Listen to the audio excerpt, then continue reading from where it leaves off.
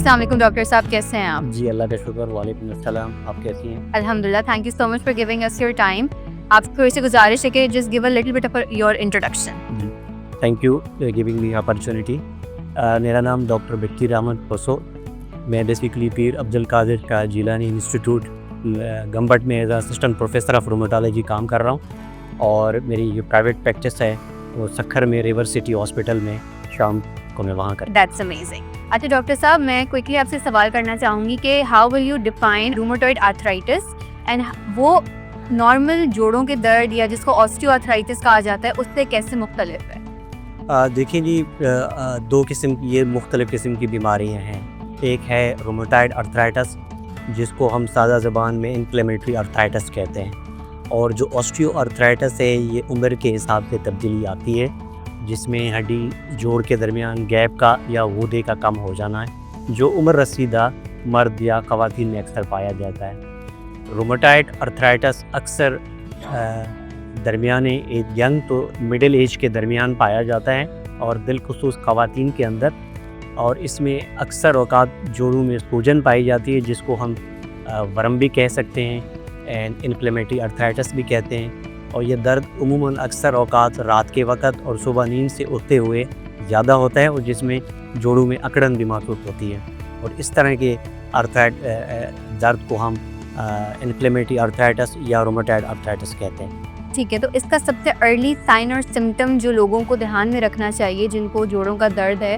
वो क्या होगा कि जिससे वो ये देख सकें कि कहीं उनको रूमेटॉइड आर्थराइटिस तो नहीं? जी, लोगों को ये देखना चाहिए कि अगर सुबह नींद से उठते हुए जोड़ों में दर्द और अकड़ाहट महसूस हो, और दर्द के साथ अगर किसी जोड़ में सूजन आ रही है, तो ये पहली अलामत होती है कि आपको ठीक है ना कि जोड़ों की ये बीमारी आर्थराइटिस रूमेटॉइड की निशानी आ रही है। ठीक है, तो ना अगर हमने एक पेशेंट डायग्नोज कर लिया कि उनको आ रहे है, तो अब हम क्या ट्रीटमेंट प्लान जो है वो उनके लिए बना सकते हैं? सबसे पहले तो जो रूमेटॉइड आर्थराइटिस का खुसूसी इलाज करते हैं, उस मुस्तनिद डॉक्टर के पास मरीज़ को जाना चाहिए, जिनको हम रूमेटोलॉजिस्ट कहते हैं, जो जोड़ों के बीमारियों का फिजिशियन होता है, यानी आर्थराइटिस स्पेशलिस्ट। इसमें जो ट्रीटमेंट के जो ऑप्शंस हैं हमारे स्टार्ट होते हैं एजुकेशन से, फिजियोथेरापी से, और उसके बाद इनिशियली शुरुआती फेस में हम दर्द की दवाइयाँ देते हैं, जिसको हम पेन किलर भी कहते हैं, और इनिशियल फेस में दर्द और सूजन को कंट्रोल करने के लिए स्टीरॉयड टैबलेट फॉर्म में या जोड़ के अंदर इंट्रा आर्टिकुलर उसको हम कहते हैं, वो भी लगा सकते हैं। फिर उसके बाद अगले फेस में मखसूस किस्म की दवाइयाँ हैं, जिनको हम डीमार्स कहते हैं। फिर वो सिंथेटिक डीमार्स भी होते हैं, आम दवाइयाँ। इसके अलावा इससे भी ज़्यादा स्पेशल किस्म की दवाइयाँ हैं, अगर उन सादा दवाइयों से बीमारी कंट्रोल ना हो, जिनको हम बायोलॉजिकल थेरापीज कहते हैं। ठीक है, सही है। सो एक आखिरी मैसेज जो आप देना चाहें पब्लिक अवेयरनेस के लिए रूमेटॉइड आर्थराइटिस के लिए?